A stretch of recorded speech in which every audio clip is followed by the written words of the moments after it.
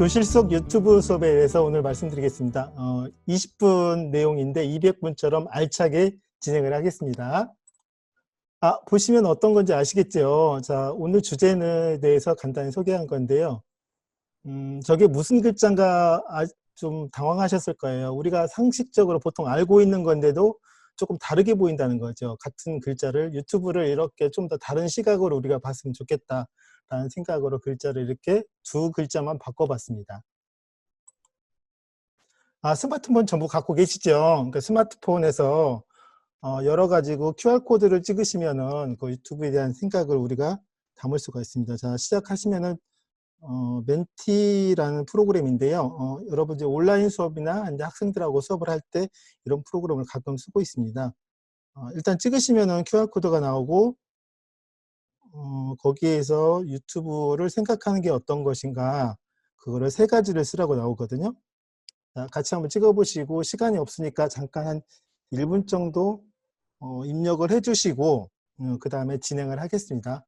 자, 혹시 필요하신 분들은 이 밑에 채팅창으로 이 주소를 보내드릴 거예요. 밑에. 그리고 이렇게 입력을 하시고 그 다음에 끝나고 나서 같이 어떤 내용인가를 같이 비교해 보겠습니다.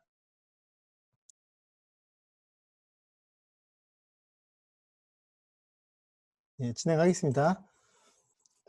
저는 이제 보통 제가 유튜브를 시작한 건 2, 3년 정도 된 것 같아요. 그 전에는 이제 유튜브로 공부하고 싶었는데 다른 데 가고 유튜브로 공부하겠습니다 했는데 대부분 가보면 프리미어 한 두세 번 하고, 그러니까 보통 50만 원, 70만 원 정도 받더라고요. 대부분 그렇게 받고, 사실 내가 보고 싶은 건 교사로서 유튜브를 공부하고 싶었는데 거의 그런 부분들이 없었고 조금 서운하다 생각하고 몇 군데 강의를 다니다가 이제 도저히 안 되겠다 해가지고 제가 이제 혼자 공부를 하다가 아까 성철 선생님 말씀하신 대로 책까지 출판을 하게 됐는데요. 제가 채널을 잠깐 소개하고 들어가겠습니다. 저는 이제 김병년 채널이라고 기본적인 채널이 있고요. 두 번째는 시네마 수업이라고 이제 영상 제작에 대한 것들을 간단히 소개했었고, 그다음에 천천히, 경운이네, 잡동사니, 전킴스쿨 이렇게 영상들이 있습니다. 이렇게 봤을 때 유튜브를 한 개만 하지 말고 여러 개를 같이 하면서 운영했으면 좋지 않을까라는 생각을 하고 있습니다. 그리고 항상 제가 말씀드린 거는 공개, 비공개, 일부 공개 그거를 확실하게 구분을 하셔야 된다는 거죠. 그러니까 비공개나 일부 공개 같은 경우는 제가 권한을 가지고 있고 사람들하고 공유를 할 수 있는데 전체 공개를 했을 경우는 항상히 저작권이나 이런 것들을 고민을 해야 할 필요가 있다는 걸 말씀드리는 거고요. 그러니까 최근에 트렌드가 그래서 영상으로 많이 바뀌게 되죠. 그리고 제작 환경 같은 경우도 바뀌고 있고 유튜브나 검색 같은 거는 정보 블랙홀이라고 거의 그렇게 지금 다니고 있습니다. 그 다음에 학생들 같은 경우도 과거에는 영상에 대한 것들을 고민을 많이 안 했는데 요즘에는 최근에 그런 것들이 있죠. 나 크리에이터가 되고 싶어 학생들의 진로지도 이제 그런 걸 하고 조사를 했을 때 유튜브 크리에이터가 순위에 많이 올랐다는 거 여러분도 많이 아실 거예요. 그 다음에 대부분 유튜브가 젊은 사람들의 문화라고 생각하는데 이제 거의 50대, 60대들도 상당히 많이 하고 있고 남녀노소 장르를 불문하고 있다. 그렇게 볼 수 있다는 거죠. 그리고 계약 관계가 거의 없다는 거예요. 그러니까 수평적인, 과거에는 수직적인 관계들이 많이 있는데 영상이나 이런 것들이 최근에 수평적인 관계로 되고 있다. 그래서 이제 커밍아웃을 하거나 어떤 본능을 표출하는 것들이 상당히 많이 됐다는 것을 볼 수가 있습니다. 그러다 보니까 서사 구조가 파괴되는 것들도 있어요. 그러니까 예를 들어서 이제 뮤직비디오 한 편을 만들게 되면은 거기에 들어가는 돈이 몇 억씩 들어가는데 요즘 학생들은 카피를 하거나 뭐 짤방이나 단순하게 이렇게 영상을 만들어 가지고 활용한다는 거죠. 그리고 검색 기능과 접근성에 대한 문제들도 있었고요. 이건 다 아실 거예요. 그 구글하고 크롬하고 유튜브하고 가족이라는 거. 대부분 사람들이 이제 유튜브를 하면서도 크롬을 하지 않고 다른 익스플로러를 쓰게 되는데 이제 그런 것들은 기본적으로 강의를 하실 때 소개를 해주면 훨씬 더 좋지 않을까 생각을 하고 있습니다. 참 좋은 말이죠. 표현의 정보 모두 자유롭게 해준다. 그러니까 유튜브가 바라는 지향점이라는 거죠. 상당히 좋은 말인데도 불구하고 어떤 기업들도 나쁜 말을 쓰진 않거든요. 우리 회사는 좋은 회사야 하는데 이제 이런 것들을 한 번 더 곱씹어 볼 필요가 있지 않나라는 생각을 하고 있습니다. 근데 보통 크리에이터들 같은 경우는 자기 혼자 직접적으로 운영하는 경우도 있고 MCN 이렇게 채널을 통해 가지고 회사를 통해 가지고 진행하는 경우도 있는데요. 아시겠지만은 뭐 다이아나, 뭐 CJ 같은 계열이고 샌드박스 같은 경우는 크리에이터가 한 300명 정도가 돼요. 그러다 보니까 이제 거기에 기획자나 다른 사람들도 많다는 거죠. 그래서 MCN 같은 거는 그냥 단순한 기업이 아니라 점점 앞으로 성장하는 큰 기업이 되지 않을까라는 생각을 하고 있습니다. 우리가 알고 있는 유튜브뿐만 아니라 트위치나 뭐 아프리카 등도 채널들도 여러 가지 플랫폼이 많다는 거죠. 근데 가장 중요한 거는 수익 구조 같아요. 애드센스라는 계정을 그 하나를 만들어 가지고 거기에서 이제 수익을 어떤 창출을 하게 되는데, 제가 만들었던 거는 천사 계정이라고 했는데 좋은 뜻으로 얘기를 해야 되겠죠. 보통 사람들이 좋아요, 구독 눌러주세요 이제 그런 얘기를 많이 하는데 1000명에다 4000시간, 3명 이상 4000시간을 확보를 해야 그때부터 이제 금전적인 카운트가 된다는 거고, 수익은 보통 광고를 많이 하죠. 광고가 미국에서 보는 광고하고 예를 들어서 아프리카에서 보는 거하고 같은 광고를 보더라도 광고 단가가 다르기 때문에 금액이 수익이 다르다. 그다음에 슈퍼챗 같은 것도 있고 이제 프리미엄이나 행사 관리 이런 것들도 많이 있습니다. 수익 구조가 있는데요. 가장 중요한 거는 구글이 유튜브를 인수를 하면서 상업적으로, 그 과거에는 이제 유튜브가 상업적인 마인드가 없었고 그냥 어떤 약간의 지원하는 봉사라고 해야 되나? 어떤 그런 약간 그런 개념이 있었는데 완전히 유튜브가 넘어가면서 수익이 경제성 이런 것을 따지게 됐다는 거죠. 그래서 이제 유튜브의 문제점들이 가장 큰 거는 어떤 게이트키핑을 상실했다는 거죠. 이제 과거에 뭐 큰 방송국이나 이런 데서는 이제 그런 것들을 거르는 역할이 있었는데 유튜브는 그런 기능들이 거의 없고, 가장 핵심적인 거는 컨텐츠는 돈이다라는 거를 너무나 많이 심어졌다는 거죠. 그러니까 예를 들어서 일단 수익이 창출하면은 유튜브하고 개인하고 몇 대 몇으로 나눌 건가, 이제 그런 것들도 이야기를 첫 번째 하는 것들이 그거라는 거죠. 그래서 유튜브는 돈이고 좋아요, 구독 눌러주세요. 그거는 바로 돈하고 연결된다. 이제 그런 인식들이 상당히 강하다는 거죠. 그리고 저작권의 이런 문제들도 많고요. 사실은 모르시겠지만 잘 불법 거래 같은 것도 상당히 많거든요. 그러니까 뭐 중고나라나 이런 데 어떤 사이트 같은 데 보면은 유튜브 채널을 판매합니다. 이제 그런 것들도 과거에는 많이 올라왔었거든요. 그리고 조회수를 조작하는 것들도 있었고, 그다음에 영상을 아시겠지만 뭐 1분짜리 만드는데 뭐 시간이 보통 1시간, 2시간 걸릴 수도 있는데 아이들 같은 경우 이런 것들이 환상을 가지고 있다는 거죠. 리터러시도 있고, 그러니까 제도적인 것들은 뭐냐면은 네이버나 이런 것 같은 경우는 국내에서 했기 때문에 국내법을 적용을 많이 받고 있는데 유튜브는 외국 기업이기 때문에 이런 거에 대해서 제재를 하는데 한 단계 더 걸쳐야 된다. 이제 그런 것들도 있고요. 좋은 점은 이제 학습자하고 교수자하고 연결을 할 수 있다는 거죠. 그다음에 다양한 관점 시선이 있고, 예를 들어서 우리가 동남아로 여행을 간다고 했을 때 그럴 때 필리핀 사람들이 동남아를 소개하는 것과 우리나라 사람이 필리핀을 소개하는 건 다르거든요.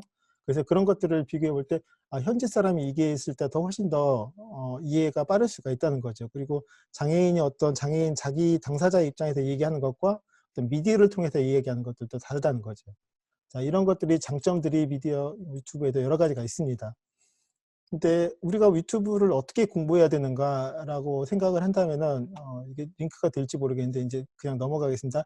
유튜브 안에 보면은 크리에이터 아카데미라는 것이 있습니다. 거기에서 보통 학생들 같은 경우 수행 평가도 할 수 있는 부분이 있거든요.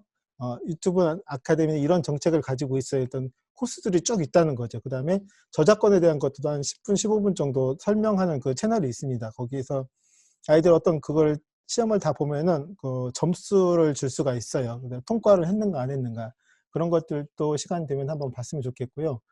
접근 경로가 또 다양하다는 거죠. 그러니까 보통 우리는 이제 대부분 알고리즘에 의해서 재생을 하고 있는데 자동 영상이 되고, 근데 그렇지 않고 직접적으로 탐색을 할 수가 있다는 거죠. 그다음에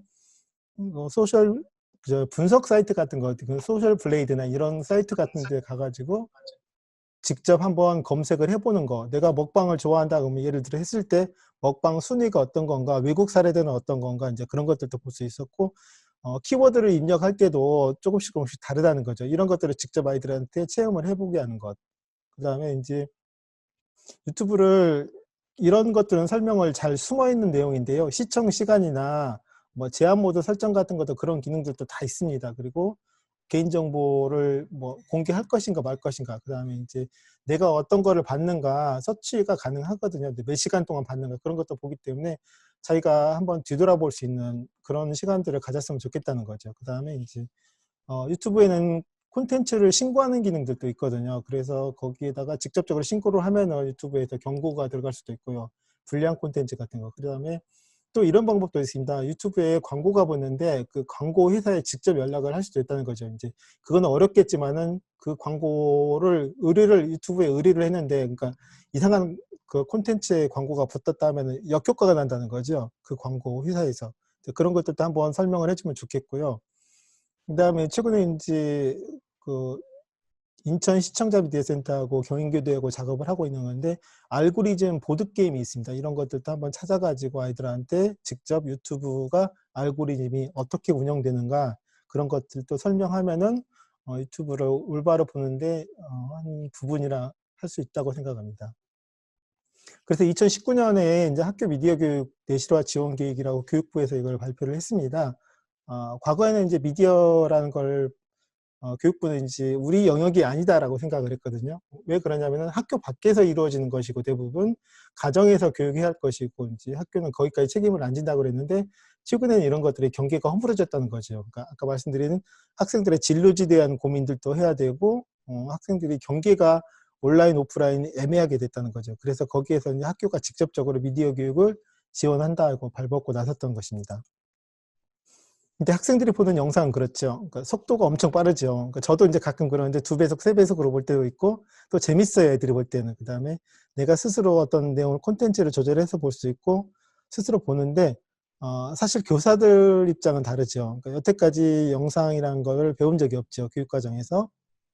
그리고 이제 필요성도 제대로 못 느꼈다는 거죠. 근데 최근에 이제 코로나 사태 때문에, 온라인 수업 때문에 이제 이런 걸 제작을 어쩔 수 없이 하게 되는데, 하여튼 그 전까지는 별로 그렇게 중요하게 생각하지 않았다는 것이고, 해보지 않았다는 것이죠. 이거를 배워보죠. 그러니까 젊은 교사들은 재미로 할 수도 있고 경험해볼 수 있는데, 이제 40대나 50대 교사들 같은 거는 거의 안 해봤다는 거죠. 배치에 접근을 안 해보지 않았고, 그 다음에 이런 것들은 학생들하고 디지털 세대 차이를 느낄 수가 있다는 거죠. 어떤 이야기를 하더라도 아이들 문화에 접근하기 힘들다, 이제 그런 것들인데, 이런 거 다 제외하더라도 가장 중요한 것이 생활지도라는 거죠. 아이들의 사이버 폭력이나 이런 것들, 유튜브에서 어떤 문제점이 있는 것들을, 콘텐츠를 아이들이 실제로 그거를 배워가지고 하는데도 불구하고 교사들은 모른다는 거죠. 그러니까 대표적으로 초등학교 같은 경우, 예전에 이제 엄마 몰래 이제 어떤 거를 엄마를 찍어가지고 올리는 영상들도, 그런 것들도 있는데, 이런 것들은 교사들이 모르고 집에서도 모르면 그런 것들이 아이들의 어떤 가치 판단을 하기가 어렵다는 거죠. 누가 지속적으로 학교에서나 이제 부모들이 얘기를 해줘야 되는데, 그 미디어를 자체를 모르기 때문에 이런 것들이 점점점 확대되지 않았나. 그러니까 엠번방 사태 같은 것도, 이런 것들도 이런 교육을 받았다면, 이 학생들이 어릴 때부터 받았다면 이런 문제점들을 인식하지 않았나, 이제 그런 생각을 하고 있습니다. 콘텐츠 제작을 할 때는, 여기는 이제 시청자 미디어 재단 강사분들이기 때문에 대부분 다 아실 거예요. 이제 굳이 제가 사족을 붙여가지고 몇 군데 말씀드리자면은, 영상은 이제 전에는 우리가 보는 입장에 있었죠. 근데 영상을 만들 때는 생산자 입장으로 봤을 때, 그러니까 비디오하고 오디오를 항상 분리해서 봐야 되지 않을까 생각을 하고 있습니다. 여기까지는 기본이었었고요. 지금 최근에는 재미 요소가 들어간 거죠, 영상을 볼 때. 그래서 이제 자막 같은 것도 들어가고, 자막도 그냥 일반 자막이 있고, 저는 이제 이렇게 설명을 해요. 감성체하고 정보체하고 그렇게 설명을 하는데, 정보는 고딕체 형식으로 설명하는 거고, 감성체는 어떤 느낌이나 어떤 재미를 전달하는 요소를 포함해야 된다, 그렇게 생각을 하고 있습니다. 그 다음에 이제 효과음 같은 것도, 이런 것도 들어가고요. 그 다음에 이모티콘 같은 것도 많이 쓰잖아요. 근데 이런 거는 사실, 이런 거 같은 경우는 의사소통을 한다는 거죠, 간단하게. 그러니까 점점점 짧아진다는 거죠, 상호작용을 하는 것들이. 어떻게 보면 재미 요소라고 할 수 있는데, 사고의 폭을 좁게 하지 않을까라는 그런 우려들도 있습니다. 자, 이 그림에서 뭐가 중요할까요? 두 사람이 데이트하고 있을 때 제일 중요한 거는 감정 전달이거든요. 그래서 이제 대화나 이런 것들이 제일 중요한데, 사실은 영상을 만들고 처음 만들 때 사람들이 다 그렇죠. 효과를 너무 넣고 배경음악을 넣고, 그러니까 사실 대화가 제일 중요한 건데, 배경음악을 더 크게 한다면 이게 정보 전달하는 것 중에서 이게 역전된다는 거죠. 그래서 MSG보다는 그 내용이 훨씬 더 중요하다, 이제 그런 의미로 이걸 집어넣어봤습니다. 그리고 대부분 편집 단계를 이렇게 한번 해봤어요, 제가. 1단계는 자료를 일단 배열하고, 그 다음에 나레이션하고, 3단계는 타이틀, 이런 식으로 이런 편집을 하기 전에 설명을 하기 전에 이런 단계를 거칩니다 하고 하면은 머릿속에서 기본적으로 편집에 대한 그 개념을 잡고 진행할 수 있다는 거죠.